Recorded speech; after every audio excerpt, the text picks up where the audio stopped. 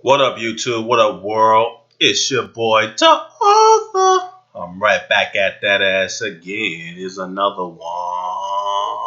What? Just want to make this brief video, man. This is in regards to white supremacy. I appreciate everyone who has been making comments and the new subscribers. Welcome. Appreciate all the comments on the videos. Pretty much it just adds more insight with everyone giving in their input from their different perspectives. It just helps make the content stronger. So, uh, I appreciate you guys. Big ups to you. But this video, man, had me thinking about. I made a previous video about black women are the new slave masters, and the black community is the new plantation. Well, this video I'm going to talk about a little bit about white supremacy. Yes, I do believe that white supremacy is still in play. I repeat, white supremacy is still in play. Whether if you want to talk about that being Jesuit supremacy or whatever the case may be, that is still in play.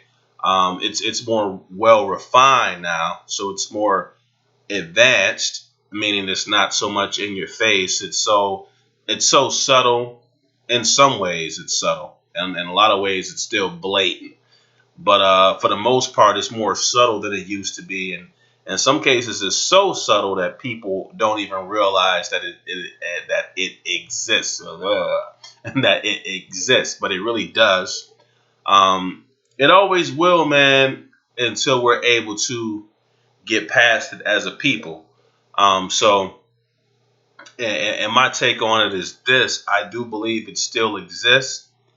I don't believe that we're doing it, and I know billions of dollars are being used to divide the copper colored natives, quote unquote, so-called African Americans. I know millions is spent to keep us all divided and to keep everyone divided and going against each other, because as a group, if we were to unify, then we would want to get what we deserve in terms of reparations and things of that nature. But yes, it does exist, and I'm talking about in terms of the economic, social economic, like in education, it exists. Sex, politics, religion, law. There are eight major in sex. There are eight major areas of activity, maybe even more in white supremacy or quote unquote Jesuit supremacy. Or our friends in Europe, I do believe, are the rich 1% do control that. However subtle it may be in real terms. You might say, well, we're not all on a plantation picking cotton anymore, but that doesn't mean that, that's when it was more in your face. It was more at the colonialist stage. excuse, excuse me. White supremacy has gone through different phases throughout history. It had to establish itself. It had to define itself. It had to colonize and take over different land masses. And then it's finally gotten to the stage where it's at the subtle stage. Well, it still exists, whereas where at one point Europe could control that. Europe had to, go into Africa to colonize Africa. Now Europe can control Africa through imperialism, where if you don't do what we say, Europe taxes in France. They actually tax a lot of African countries, so they can control them through the IMF, World Bank, things of that nature. But my point, and I was talking about in my previous video, black women are the new slave masters. The female had talked about why black males didn't talk more about white supremacy. I feel it's it's not a dead issue, but it's hard to get some people to even realize that white supremacy does exist. And certain elements of white supremacy, you know, we're not able to combat. But I believe, like this other brother talked about, Dr. Kunjufu once said, the parts that we can control, we don't control. Because the only way, in my opinion, like I'm talking about, and in terms of, let me give you some examples as far as how white supremacy controls the job market. You know, even CNN is created by, is funded by rich white people, and even they'll tell you a white man uh, with a felony has a better chance of getting a job than a black man without a felony. You know, I mean, and now if CNN is putting this out there, and I know Trump talks about fake news, and he may be trying to hint that the racial disparity is, a racial disparity. When CNN talks about the racial disparity, that's fake news. I do believe there's fake news out there, but not that. Um, Actually, CNN isn't even really going as deep. It's actually worse than that. But CNN will oftentimes have shows about the divide between the black race and the white race, and how whites make a lot more income versus blacks, and what have you, and how we're pretty much not we're the first ones hired. No, I'm sorry, the last ones hired, first ones fired. Um, and that's still pretty much the case in a lot of areas, a lot of jobs, a lot of So and that'll always be the case. But I feel like the only way we're gonna be able to counterbalance or survive that is by sticking together, and we don't do that. We don't. And I'm not saying you can stick together with every black, but I'm like, in terms of the black woman wanting to actually help white supremacy. Because here's the thing, where and don't get me wrong, I said in that previous video where entitled, the black woman is the new slave master, and the black community is a new plantation. I said in my previous video that I do believe black women have a great, a powerful degree of Stockholm syndrome. They do. They want to see, after a while, you see the oppressor in charge, and if you have a weak mind, you tend to look up to that oppressor.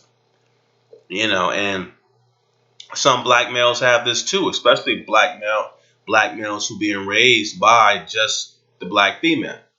And there's a lot more, whitewashing going on in our race nowadays as well. But in general terms, black females tend to have it worse because she has been elevated above her man, because the white infrastructure controls who gets what, so he can quite easily put your woman above you in terms of financial economics if he wants to, if he controls the old climate, if he controls the whole economic climate, which he does. So, and in a lot of areas, that's what's happened.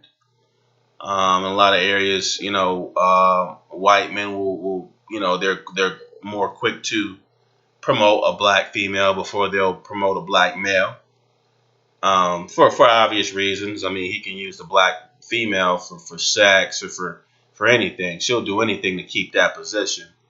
But in a lot of cases, but it's that situation where we're not pulling together. And with the black females, in a lot of cases, and even some of the simp black males, what they don't realize is, you have to look at this thing as, the whole entire race component, the white supremacy race element. You have to look at this whole thing as like a game of chess. In the game of chess, one opponent is the color black, one opponent is the color white. Now, no matter how the pawns in a game feel, you can't change colors. Okay, no matter how much, you may have some black pawns that want to be white. You may have some black pawns on the chessboard who want to help out the white kingdom. But guess what? You can't change the chess color. If you're black, that's your color. If the other opponent is white, that's his color, his or her color. You can't change that element. That's what this game is like. And the thing is, you helping him out. You helping him keep his. You can have a black pawn that wants to help keep the white kingdom on top. But guess what? When your king falls, you fall, and that could be symbolic to the Martin Luther King thing as well. If that's the case, then our king has fell a long time ago, so it's been game over. You can look at it that way too. Is where Martin Luther King was our king in our chess kingdom, and he fell, so we fell. That's how a lot of blacks looked at it anyway. The king is gone, probably subconsciously. But if you really look at that element in terms of chess, the king is gone, the game's over.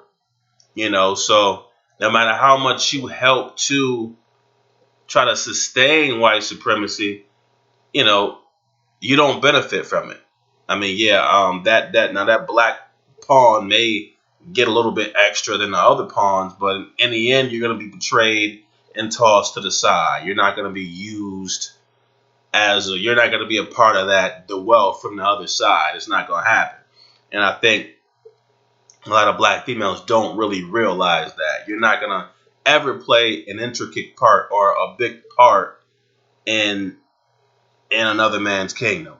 So whether you want to be a part of the black kingdom or not, that's pretty much, it won't change the fact that you have to be a part of the kingdom. That's how the game is played. So, and in that regard, if they were to think about this thing in that regard, in that scenario I just gave, whereas this whole thing, this race element is like a big chess game, I think they would play it with more precision and with more thought. Meaning, it's better for you too. Now, I'm not saying we all can join together, and yeah, some blacks are burnt out. You can't help every black like you can't help every white, but at the same time, they ought to be looking at it in the terms of, if your kingdom loses, you lose. So it'll be in your best interest to at least look out for yourself, or in terms of trying to start your own business, or try to do something that's gonna, that you're gonna reap the benefits of. Because, just like with the thing and examples, Whoopi Goldberg, they used her to build up the Oscars. Once black started watching them, she wanted to be the host. Years later, they told her no. W.E.B. Du Bois. They gave him I think one of those people from the Rockefeller Foundation or somebody gave him the idea, told him to promote the ideology that blacks were Africans. And then what did they do? They betrayed him and made it seem like what the information he was putting out was idiotic and stupid. I mean, you're not gonna be. And it looked like with Booker T. Washington. He, back in the racial days, he didn't have to sit in coach, like say with the racial discrimination with the trains where whites were in front, whites sat up front, blacks sat in the back. He didn't have to sit with the blacks, but he couldn't sit with the whites either. So he had to end up getting his own card. So yeah, because he was too good for his people, but still not good enough for white people. So there you have it, man. I mean, that's what this thing is about. And my biggest gripe with it is that where you have black females who want to try to, think they're going to build up or help build up the white infrastructure, as opposed to help, saying that they don't believe in a patriarchy, but they'll help support a white patriarchy. But what they're really saying is they don't believe in a black patriarchy, because feminism has told them that they should be the head of the family, even though white feminists don't follow or practice what they preach in a lot of ways. Not to say that there's not a lot of single parent that are white females as well. There are. But and for the most part, you know, the white society is still ran through a patriarchy. You know, the white man's word is respected. It hasn't gotten out of control. And for their race. So, yes, my thing is, yes, I do recognize that I believe that white supremacy is still in play.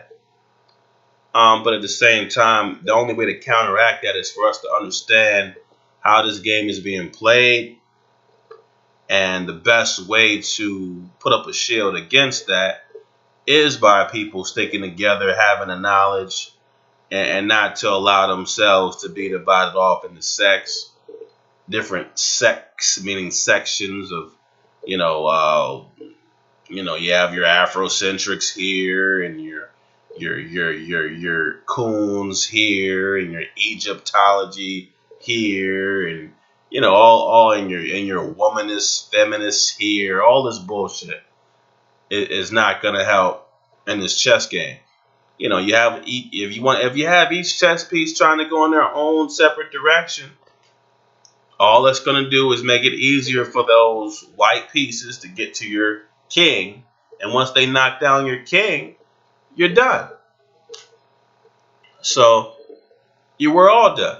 So it's like that's the situation. But like I said, I do recognize that I do believe that there is white supremacy in play. But I don't believe that we're doing all that we can on our end to try to protect ourselves from that, by not allowing ourselves to be sectioned off and split up into smaller groups. And I think I pretty much touched on everything I wanted to touch on. I was pretty good with staying on topic. But yeah, and people have to really pretty much just realize that. But I've never made a video about white supremacy, because I think it's a topic that I feel growing up, it was always talked about when I was in grade school and things of that nature. So I thought it was sort of a burnt out type of topic. And I never talked about it because I never made a video really speaking directly to it, because I always thought that for the most part people already knew that it was a given.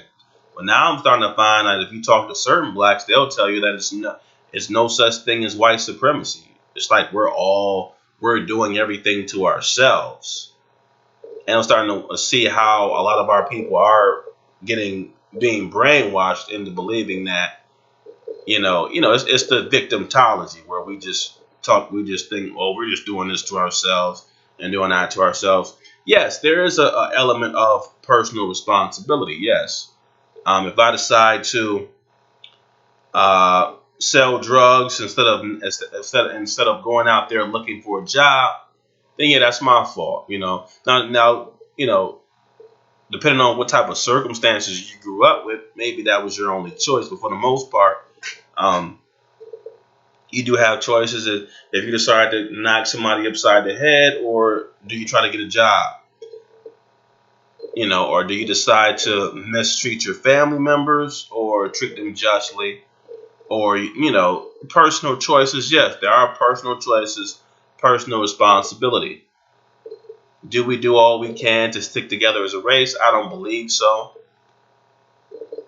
Not to say that any race is together 100%, but a race that's under attack constantly and is on the bottom, they do need to have more of a camaraderie between the members of the group. However, things that are out of our control, like I said, employment, because we can't pretend that we weren't conquered by another group of people.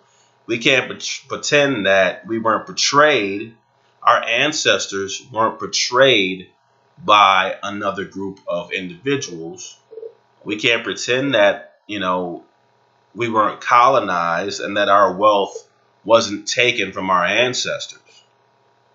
And we can't pretend that what happened years ago doesn't affect us now.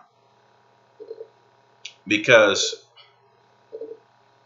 if we were, truth be told, if we did have access to the land in which we're on now, if we hadn't have been colonized and made into sharecroppers and things of that nature, how many of us would be in the Fortune 500? How many of us would be rich? How many of us would be wealthy landowners? How many of us would own our own schools? If we weren't, put in a situation where we were slaves or sharecroppers, how many of us wouldn't be billionaires? So stuff from the 1500s can affect and has affected us today. I mean, whatever you have today, if you times that times 100, that's probably what you would have had our ancestors not been colonized, raped, had our finances not been squandered and spent by another group. So we can't just sit up here. We can't just pretend like we weren't colonized. We can't pretend that, race is about a race between, every other group. So it was black versus white versus Mexican, and we all ran out at the same time, and whites just happened to be the victors. Yay! No, it didn't happen like that. There was raping, there was pillaging, there's groups were terrorized, we were terrorized. Groups had their land taken from them, and what happened in the 1500s has impacted us today. If you don't know how, you would have to do the research. But like I said before, if we weren't colonized, if you times whatever you have now, you times that times 100 or times 1,000, that's where you would be today economically had our ancestors not been conquered by another group. So that has impacted us as a whole.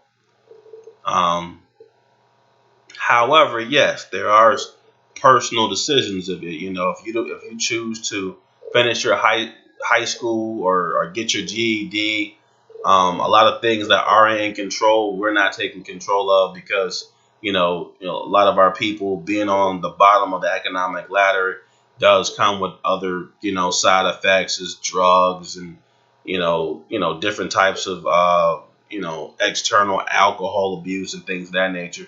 So, that does affect our people as well. So, yes, personal choice is a factor, but we can't pretend that there isn't something that happened that has impacted our people. We can't pretend that everything was just fair and we just lost fair and square because we weren't smart enough or because we weren't, strong enough. I mean, no, we were betrayed. We had our land taken from us because we were betrayed. We believed another group who lied to us. So we can't pretend that didn't happen. However, like I said, to counterbalance that, I think the only way we can do that is by, sticking together.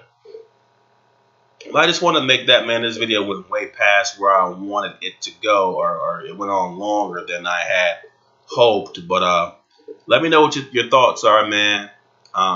You can add to just make comments in the comment section. You can add to what I said.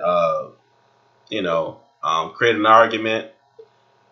Make sure to like, to subscribe, because pretty much, what I say is not popular opinion, so it's not going to get a bunch of likes by a lot of people. A lot of people don't even know I make videos. I don't have the most popular channel, even though I've been on here for about 3 years. I don't say what everybody was going to like, so I'm not going to always get the most likes. But those who do understand what I'm talking about, make sure to like and to support, because, with my voice being heard, your voice is heard as well. All right. So make sure to take care out there. Be safe. All right. And stay blessed.